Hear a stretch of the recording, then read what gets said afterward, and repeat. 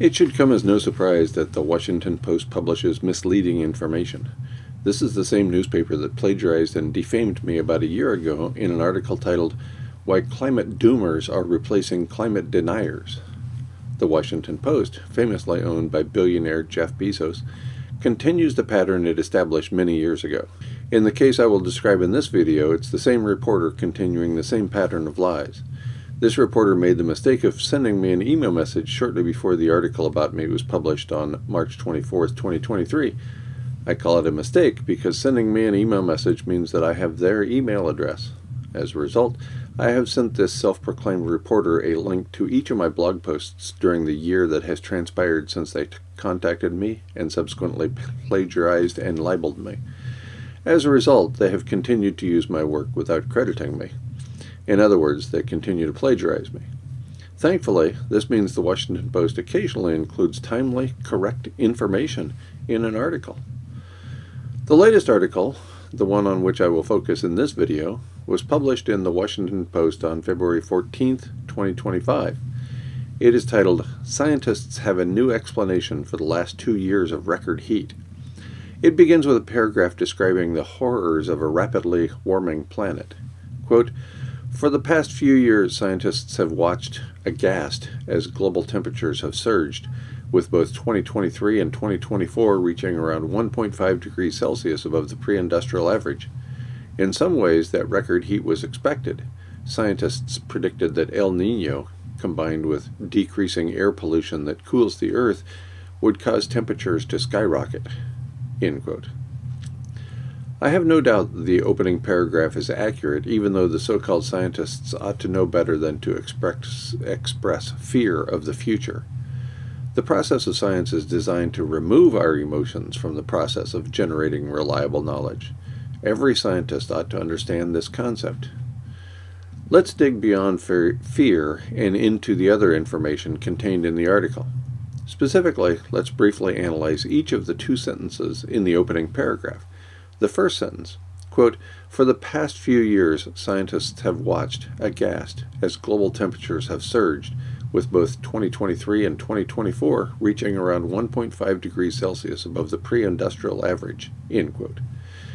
As I have indicated to the WaPo reporter many times within the last year, governments of the world joined climate scientist Andrew Glickson in concluding that Earth passed the 2C Rubicon.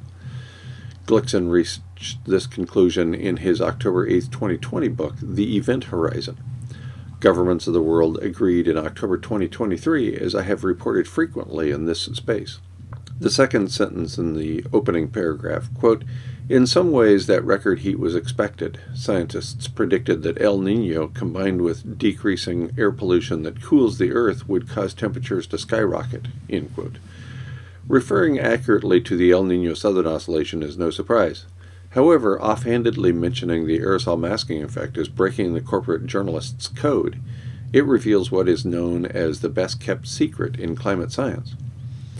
Another surprise comes in the following single-sentence paragraph. Quote, "But even those factors, scientists say, are not sufficient to explain the world's recent record heat," end quote. This short paragraph is followed by another, quote, "Earth's overall energy imbalance, the amount of heat the planet is taking in minus the amount of heat it is releasing, also continues to rise, worrying scientists. The energy imbalance drives global warming.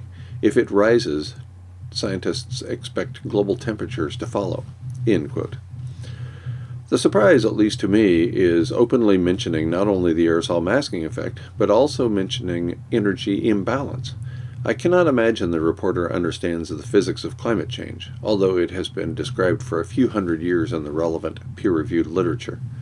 Kudos to this reporter for correctly describing the importance of energy imbalance.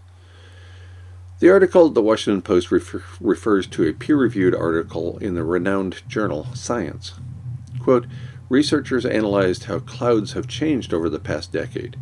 They found that low-altitude cloud cover has fallen dramatically, which has also reduced the reflectivity of the planet. The year 2023, which was 1.48 degrees Celsius above the pre-industrial average, had the lowest albedo since 1940, end quote. The following paragraph provides an annoying summary. Quote, in short, the Earth is getting darker. End quote. The grammar is annoying, not the idea. It's Earth, not the Earth.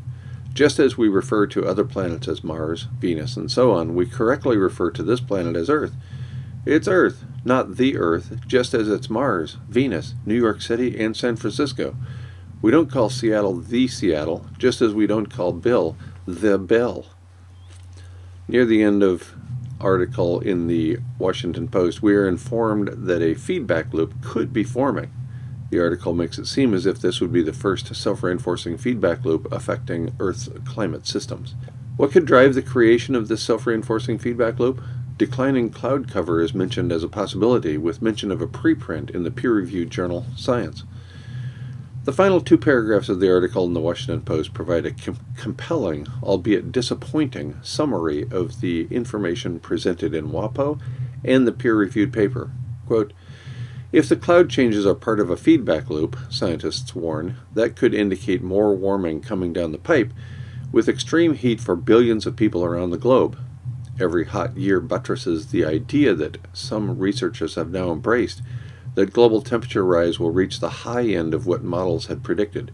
If so, the planet could pass 1.5 degrees Celsius later this decade.